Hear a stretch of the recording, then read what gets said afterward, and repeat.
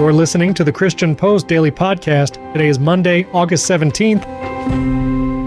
A new analysis from Lifeway Research finds that adults made up the majority of baptisms in Southern Baptist Convention churches last year. Of the more than 263,000 people baptized in 2025, 33% were adults aged 30 and older, 20% were young adults, 25% were youth, and 22% were children, a notable shift from decades past when minors accounted for roughly two-thirds of annual baptisms. Lifeway Research Executive Director Scott McConnell said, "The sharp declines in the number of children and youth being baptized in Southern Baptist congregations coincide with declines in those populations in America. The denomination's annual church profile showed membership fell about 3% to 12 million, while worship attendance rose to 4.5 million and baptisms climbed nearly 5%, a fifth straight year of growth."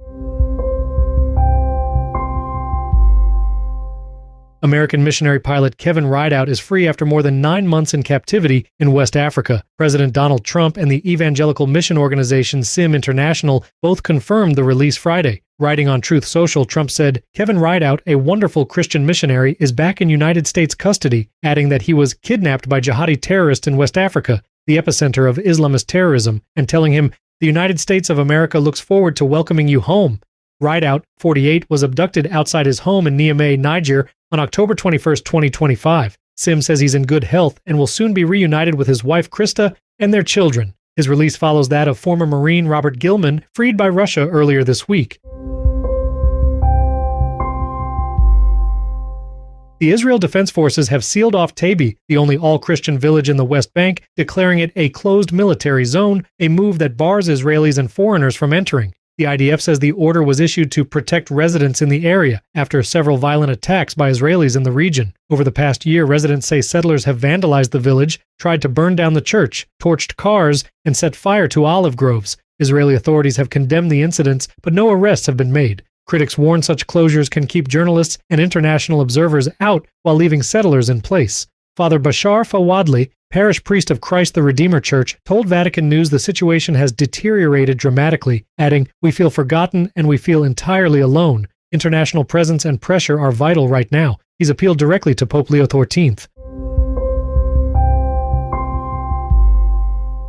Best-selling author Eric Metaxas is warning that the United States has drifted far from the biblical convictions that shaped its founding, and that the country is now, in his words, living on fumes. In an interview tied to America's 250th anniversary, part of a series examining faith, freedom, and the nation's future, Metaxas argues that Americans have largely forgotten the scriptural ideas and moral commitments that inspired the revolution and the nation's founding documents. He believes that loss carries serious consequences for the country's future, contending that liberty cannot be sustained apart from the religious framework that produced it. Metaxas, known for his biographies of Dietrich Bonhoeffer and William Wilberforce, has long urged Christians to engage the culture, cautioning that a nation coasting on inherited moral capital eventually runs out of fuel.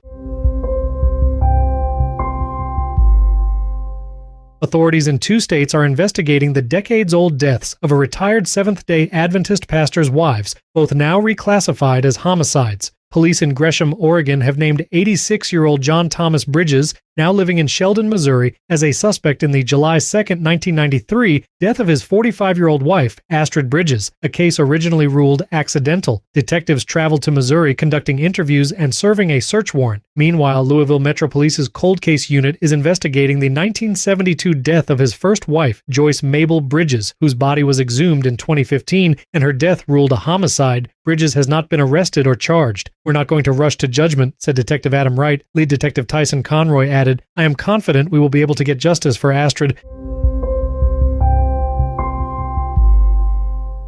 Federal prosecutors have dismantled what they call one of the largest marriage fraud schemes in U.S. history, charging 11 people with arranging more than 1,000 sham marriages over roughly a decade. The Justice Department says the multi-million-dollar ring, based mainly in New York City but stretching from Connecticut to Florida and overseas to China and Vanuatu, helped foreign nationals, primarily Chinese citizens, obtain legal status. Foreign nationals allegedly paid up to $100,000, while participating U.S. citizens received up to $30,000 and recruiters about $5,000 per person. Couples reportedly met only after obtaining marriage licenses, then staged weddings, opened joint accounts, and were coached for immigration interviews. Attorney General Todd Blanche said such schemes are a deliberate affront to the United States and our laws. Each defendant faces up to 15 years.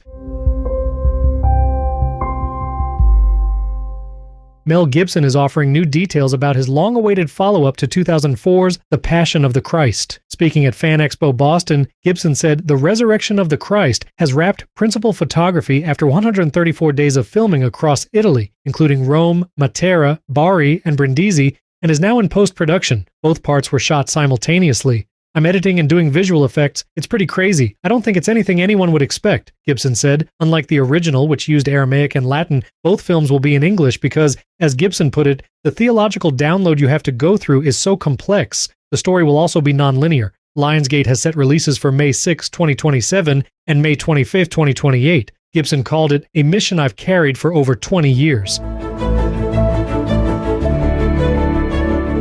Thank you for listening to the Christian Post Daily Podcast.